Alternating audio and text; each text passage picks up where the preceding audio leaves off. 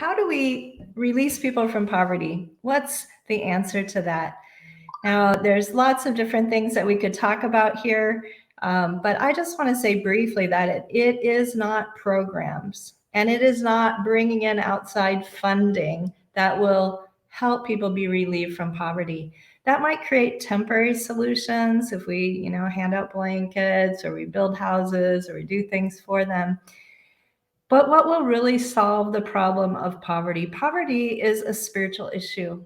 And the solution to solving poverty, my friends, is to help people understand how to help themselves, to assess what are the assets in the community, what are the things that are there already within them, and to work together with them to find solutions for how to come out of poverty.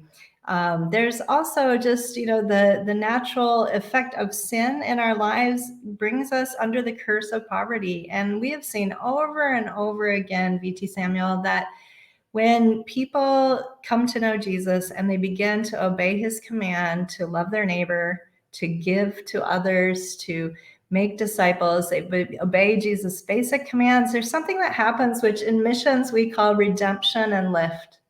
People come to faith and there's an automatic change in their economic situation over time as they start to apply biblical principles, and God's creativity is released to them. They stop wasting their money on things that they shouldn't, and they start using their money on things that they should. And we see a natural change that happens as they begin to follow Jesus as disciples.